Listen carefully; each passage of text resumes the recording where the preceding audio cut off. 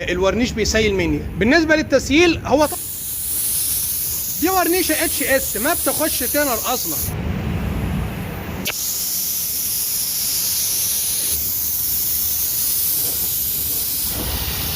بص بروح عند حرف الورنيش وايه ونرفع ايدينا كده نص رفعه كده.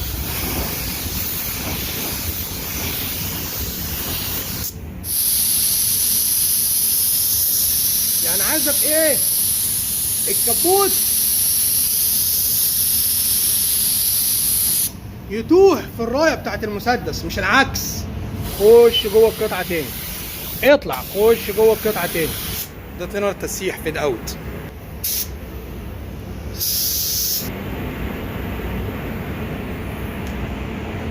السلام عليكم، بسم الله والصلاه والسلام على سيدنا رسول الله.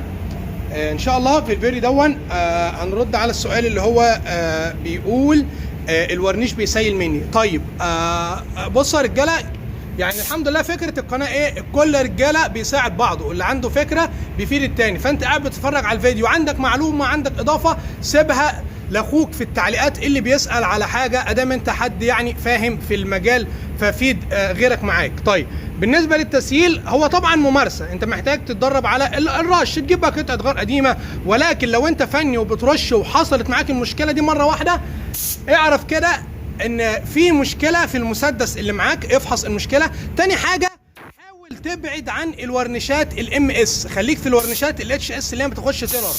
بسم الله، يعني هناخد هنا كده معانا بسم الله.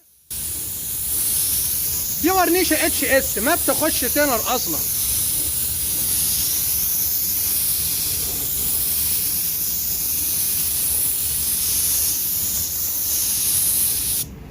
بص الفاصل عملنا اللحام فين، بعيد عن الفاصل عشان ما يعمل لناش هنا احبال ورنيش او حاجه.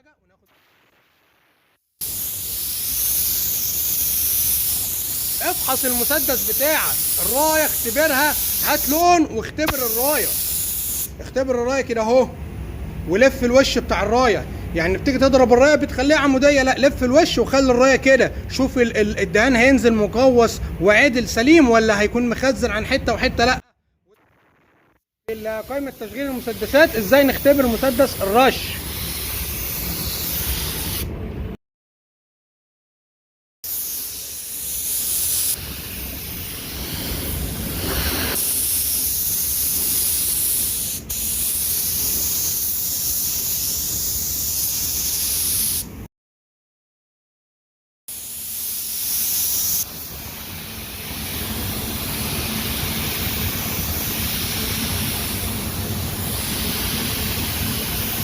الورنيشه اللي دخلها تينر دي بتبقى مشاكلها كتير، تسييل وتخريم وتنفيس وتدبيس. خليك في الورنيشات الاتش اس.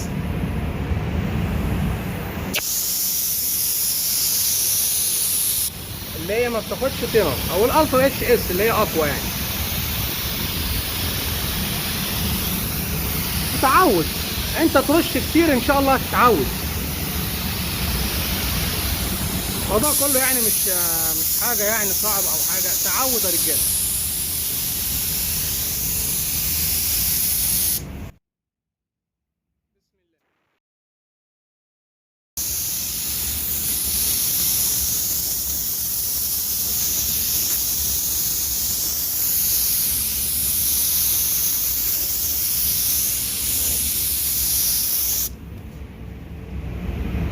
اما بقى لو انت مبتدئ وبتسيل ده عادي، ده امر طبيعي، ده بدايات يعني كلنا يعني عادي خربناها، مش في اللون والورنيش وكل حاجه يعني ولغايه ما زلنا هذا اي حد بيبوظ. يعني ممكن تلاقي واحد محترف عادي يبوظ مفيش اي مشاكل. هي مش احنا بناخد بالاسباب والحمد لله مع التعود والاستمراريه الامور بتمشي، لكن ممكن برضك قدر الله حاجه تبوظ، ايه المشكله؟ لكن الفكرة تعرف سببها ايه. بسم الله. هنا بعد الفلاش تايم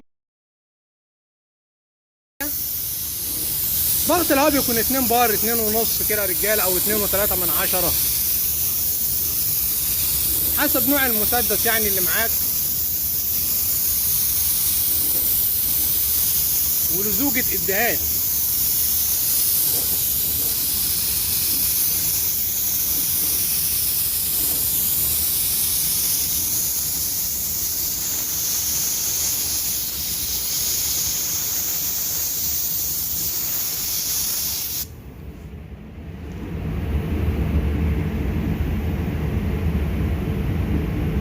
10 رجاله.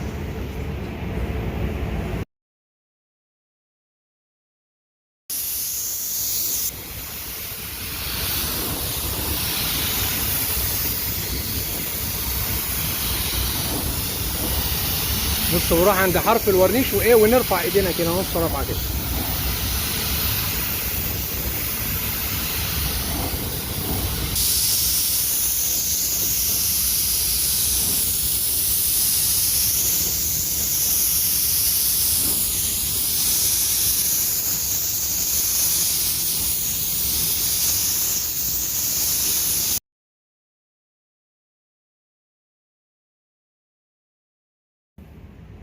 تسلم ايديكم يا وحوش.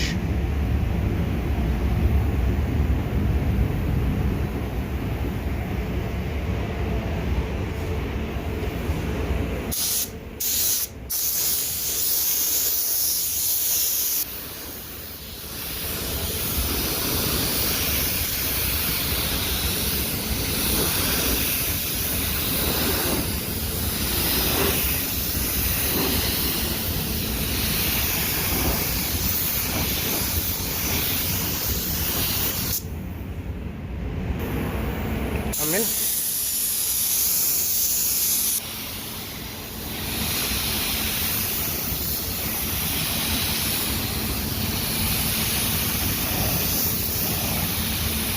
عاوزك بالرايه والمسدس تحتوي الكبوت، يعني بص الرايه كل حته الرايه بتروح لها.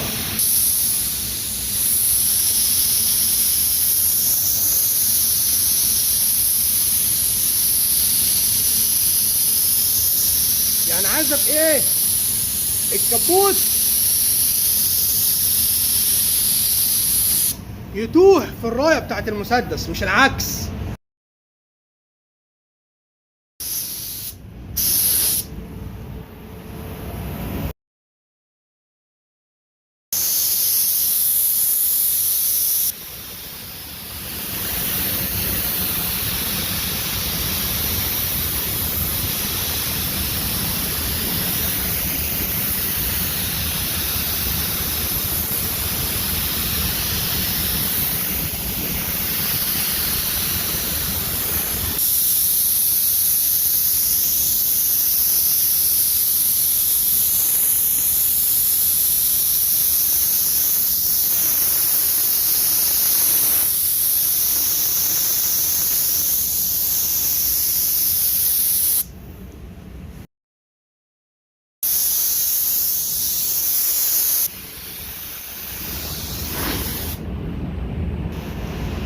تسلم ايديكم يا رجاله.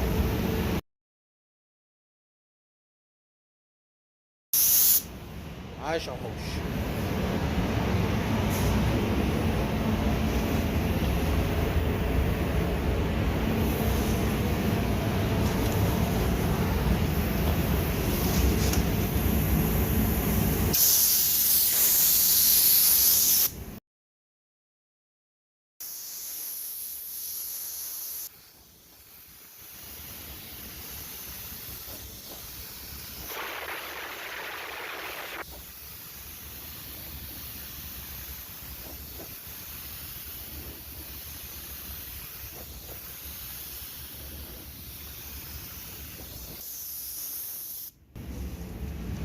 تنور تسيح هنا وهناك.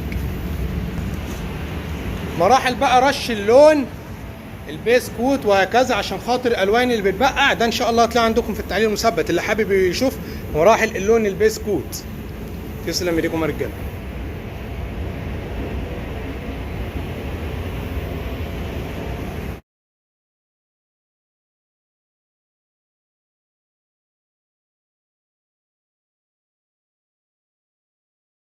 اطلع بره القطعه خش جوه القطعه تاني، اطلع خش جوه القطعه تاني، اطلع خش جوه القطعه تاني، اطلع، وهكذا.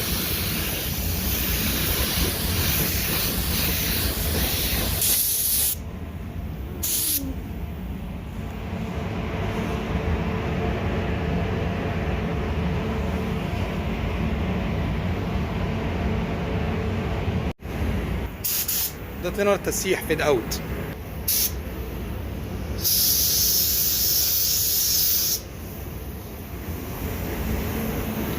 عاش وحوش. الصلاة على النبي.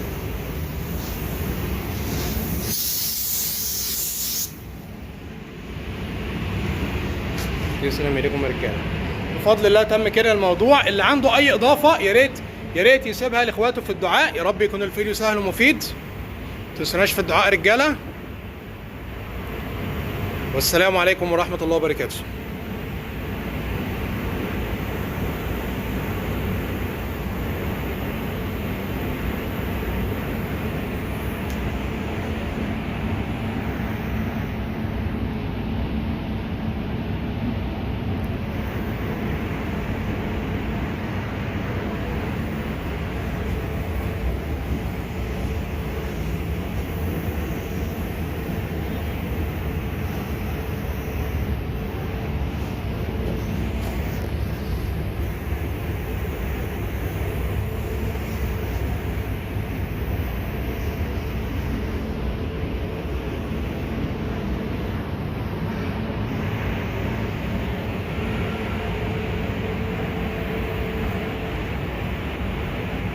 يعني بيخاف اللون يبقع منه. طيب بص، يجف وتنزل وش راس. ادي الرايه اهي.